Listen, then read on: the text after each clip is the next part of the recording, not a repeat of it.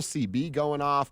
We're going to talk some more Nuggets coming up. But I wanted to talk about something. You and I both heard it. We were texting about it in the group thread a little bit. Yeah. As we were driving home yesterday after our crosstalk with the drive, you heard the boys getting into off-season needs for the Denver Broncos. We all know what they are, right? That's not even the conversation. It's how you get them, what you're willing to give up to get them, all of those sort of things. And they started having a conversation now about Mark Andrews, who we know the story about Mark Andrews right now is he cost his team a chance to tie the game. I'm not saying Mark Andrews cost his team the game. Sure. Lamar Jackson threw an interception, had a fumble, and was 2 yards short on a throw to Derrick Henry on a huge third down in that first half. So Mark Andrews might be getting a lot of the blame right now, but it's not 100% on him. Lamar was bad in that first half. So the drive's kind of saying Mark Andrews has a year left on the deal. Nobody wants to play on the 1-year deal, right, in the NFL world. And he has that moment. So is it him and his agent, are they going to go to the Ravens and be like, hey, hate to play on this 1-year deal. Let's get an extension done. Right. And the Ravens go, kind of weird timing on that, right, based off what just happened. And maybe, just maybe, you can kick the tires. You make a phone call. I would doubt they're going to make any phone calls. But if you're George Payton, you make the phone call and say, hey, you guys open to having a conversation about Mark Andrews? They have Isaiah Likely there. Maybe they don't want to pay him and allocate those funds elsewhere.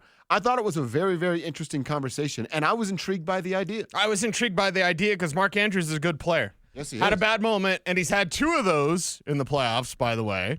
But, yeah, don't go to Mark Andrews on a 2-point conversion, and you'll be okay. Now, what's the price of the extension? This comes into the conversation. Have we seen the best from Mark Andrews? Mandrews is what I call him, and the answer is yes. That. Isaiah Likely is there to take over in Baltimore, and I believe he was drafted after Greg Dulcich. I know I wanted him that season. I saw him at the Shrine Bowl, I believe, and Isaiah Likely's always been a player, and he was right there, and you had to get the guy with the hair from UCLA instead. So Likely's there to take over, whatever. Andrews is here, and he would be the best tight end in the room. Now, a veteran tight end comes down to price tag. What do you have left? How much upside is there? Like David Njoku comes up in conversations of, okay, go to the Browns and ask for Njoku because they're not going anywhere. And Njoku has incredible physical upside that we haven't yet seen. I think we've seen the best of Mark Andrews. I don't disagree with that sentiment of looking everywhere, including trades, including veteran free agents, because I just said the word. He's a veteran.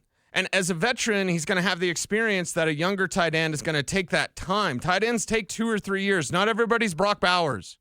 It's not going to have all these tight ends that get taken this year. They're unfairly going to be compared to Brock Bowers when they are not Brock Bowers. Well, it's been, Kevin, what was the timeline? 15 years? Is that where you went back? 15 years 15. for tight ends? Yep. 2 in 15 years have 1,000 yards in their rookie year. Yeah, and one's Kyle Pitts. Kyle Pitts and Brock Bowers. Yeah, and Kyle Pitts hasn't done a since. No. And like one of the most inconsistent and infuriating players in all of the league. So with Mandrews, you save on the time that you would need. He would come in and immediately be a whoopee for Bo Nix, Exactly. and I like that idea because he's not going to be out of position. He knows how to block. He is a wide tight end, so he blocks and he receives. So these are all good things that you could use. He's kind of a souped-up Adam Troutman, and I don't say that as any disrespect to Adam Troutman or to Mark Andrews. I was going to say, that's actually disrespect to Mark Andrews. But I'll say, like, what he's done is about what he's going to do. Okay. You know, and I know the career high, what do you have, like 11 touchdowns, whatever. Like, so you look at him as a touchdown hog. You don't look at him at a 2-point conversion. And the guy had a bad moment. Maybe that's something that, you know, forces his way out or not. I'm not sure. But do not be against the idea of making a move, giving up a 3rd rounder or whatever to get a guy that's already good to go, ready to go. Yeah, and that's kind of where my thought process is with this of you need a tight end that can contribute right now. And we're going to get into this a little bit later, but I'm not saying you trade for a tight end and boom, you've solved the problem. You trade for a tight end and you still draft a tight end in this draft.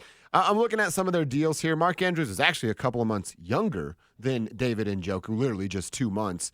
I would prefer Mark Andrews, honestly, of the two, if that's what we're going to look at here. Now, both are better than the options that the Broncos have right now. So I don't want to make it look like, hey, this is the guy and this guy ain't. But Mark Andrews, to me, He's just a better player. He has more experience in winning moments. I know we're coming off of a losing moment in his career, and probably the biggest one. But he's from a franchise that wins, and I think that matters, man. The Browns are losers. They've always been losers. They're always going to be losers, you know? And save the 80s and 70s stuff. I'm talking about in the last 3 decades here. I wouldn't say no to David Njoku if he were my last, if the lights are on and it's 1 a.m. and Njoku's there, I'm probably rolling with him. But if I have an option, I would pick Mark Andrews. Okay, well, I think a veteran option is something the Broncos should be looking at because veteran free agency, like a Mike Gesicki, whatever, but he's not a blocker. Does that really matter at this point? How old is Gesicki? I feel like he's a million.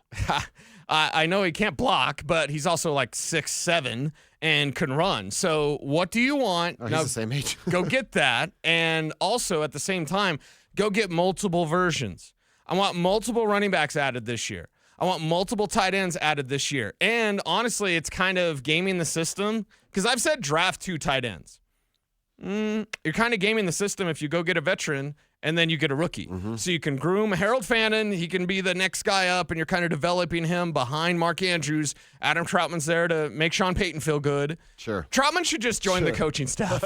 Like, do the Davis Webb thing and just join the coaching staff because Davis Webb could still play. He could still hold a clipboard somewhere. He's better than Mike White or whoever you want to bring up. Skylar Thompson. Why am I talking Dolphins?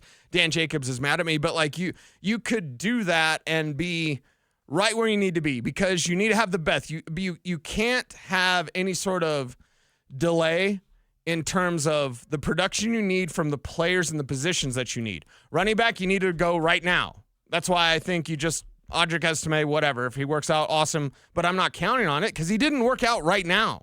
Running back should work out right now. Yeah. Tight end takes 3 years. In 3 years, you're paying Bo Nix. No. And by the way, in 3 years, you would have to be paying that tight end. Yeah. You'd be close enough. Mm-hmm. But either way, like, you want a Super Bowl as soon as possible. You want a deep playoff run as soon as possible. That could come with the help of a veteran tight end. Would it take you mentioned the third. That's kind of where my brain went too. But with Mark Andrews, I don't think it's just the third. Because the Ravens, knowing they're in a win now, must win now time frame, 3rd and a 6th, 3rd and a 5th. How much are you willing to give up when they're negotiating and playing a little hardball? The day 3 picks are throw-ins. Just square biz, right? Not going to lie about that, and no offense to anyone that was a day 3 pick. But the day 3 picks are throw-ins. So 3rd and not a second. Not giving up a second, not giving up a first. 3rd is where I stop at the starting point. Yeah. And then we can talk about other picks. Yeah, a 3rd and maybe some reserve player or something like that. There's lots of ways to get around it, but a 3rd seems about right. Seems pretty nice.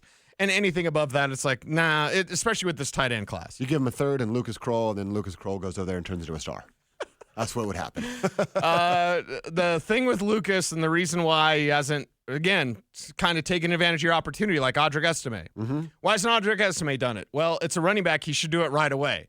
Why hasn't Kroll done it? He's had time, and there's too many times. Even in the Bills game, I'm sitting in the press box next to Andrew Mason, and we're watching Kroll line up, and I go, he doesn't know where to line up.